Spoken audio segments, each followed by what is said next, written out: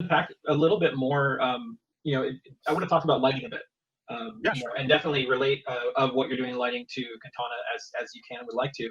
But speaking as an artist working in lighting, talk to us a little bit about your discipline. Talk to us a little bit about your process, what is important to you in the way that you work, and maybe even share with us a little bit about how you've learned to work smarter with Katana in what you do. Yeah, I feel like for me, even when I was a student before getting to the industry itself, every time I was doing something 5 times in a row, I was like, okay, Python might be able to fix that. So I started learning programming because I didn't want to do repetitious work. And I think this is what keeps pushing me to Katana, because I have to do less and less of that. So I love pipelines. And as a lighter, uh, our work is really to get in animation specifically is to hit the color key, right? So we'll have the paint over, or the paint from the art department, and we really need to have that. And it doesn't really matter how you get to it, but you need to hit the color key, and that's the first step.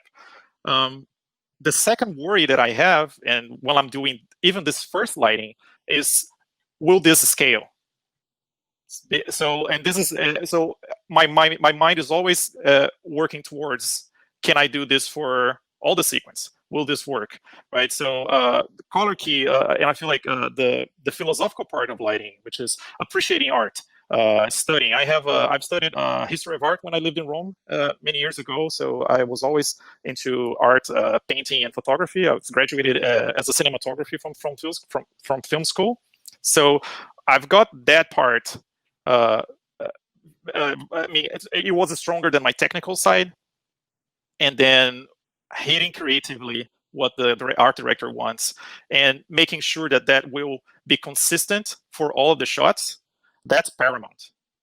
So whenever you're working in the industry, as in the bigger projects, we have a look to hit, and that's the most important thing for me. So I'll hit the look, I'll make it as good as possible, I'll try to make it better than the color key, but I have to make it in such a way that that is reproducible. The team can understand if they open my scene, and that will in turn become a movie eventually. So I'm always worried about the process, about volume. So when I guess I'm a more technical artist, so this is why I'm always worried about pipeline. And I guess this is what got me closer to Foundry, and now being in the beta for Katana 4.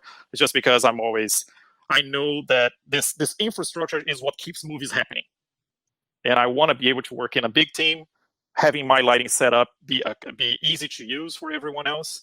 And the more you go up the career, the more ability you have to contribute creatively to the film. When you're a junior lighter, you're just absorbing all this information of years of development that the movie industry has, and then you get to a point that you can contribute to lighting. And I think like I'm at the point that I finally can do something on the creative side and kind of contribute to the art itself. But for most of the part, I was like, okay, I'm learning. I need to learn all this first. And it's a very different world from when you're a student, because when you're doing your student project, you're the director, and you have to kind of let go a little bit of this of the director ego, and learn from this amazing community. I've only worked with amazing people in the industry. It's the best. Like, everyone loves what we're doing, and we love to communicate. Everyone is very helpful. So if anyone's starting in the industry, just feel welcome right now, because it's great, and we're excited to have more people join us.